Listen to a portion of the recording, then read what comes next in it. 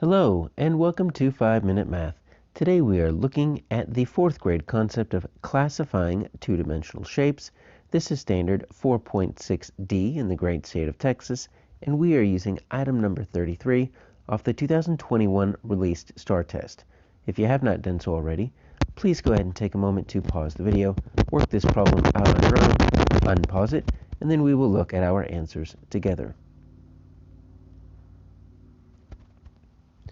So we have a group of figures, T, W, X, Y, Z, and we need to simply find a list that has all the figures to have at least one right angle. So that's what we're looking for, is at least one right angle.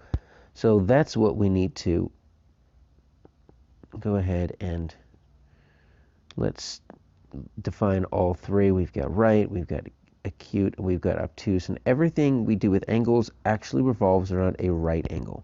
So a right angle is exactly 90 degrees. I like to think of it as a square corner.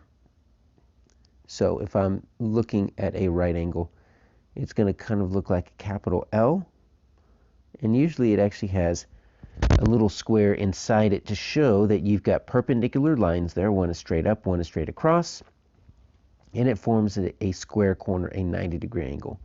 Because an acute angle is just simply anything less than 90. So it can just be like barely less than 90, or it can be very, very small. But that's all that acute is an angle less than 90, and obtuse is something that's greater than 90. So it could just be barely greater than 90 or really huge. But either way, that's what an obtuse angle is. And so let's just make a little table here. And we've got our figure. And so I'm just going to put our figure. And then let's just take a look at what type of angles we're looking at. So we'll label the right angles. But since we're doing it, let's go ahead and label our obtuse and acute while we're at it, since we're going to be looking at the angles of all of them. And we'll start with our angle T and just move all the way down W, X, Y, and Z. So let's look at T. T is a square.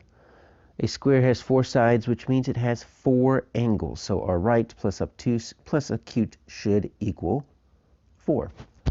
And, well, this one's going to be fairly easy because we actually call a right angle a square corner. All 4 of these are right angles. So we have 4 square corners, no obtuse, no acute. That's what makes a square a square. If you have an acute or an obtuse, it's not a square. Could be a trapezoid, possibly, like Y. So we've got W, which is a rectangle, which looks very similar to a square. The only difference is the side length. I always think of a rectangle as a square that is stretched out. So just like a square, it actually has 4 right angles, no obtuse angles, and no acute angles.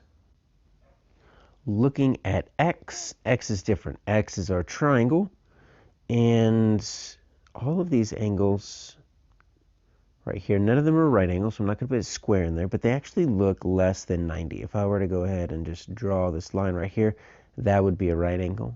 That would be a right angle.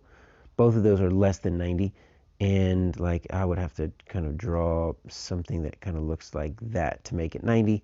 It's less than 90, so we actually have all 3 angles as acute. You can draw triangles with right or obtuse angles if you wanted to. We have a trapezoid in Y, and I don't see any right angles, but I do see we've got 2 kind of small angles, acute angles, because those would be right there.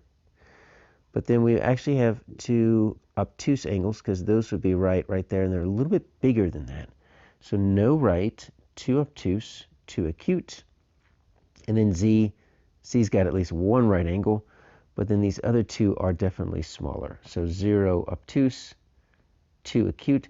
So I'm looking for at least 1 right angle. I see T, I see W, I see Z.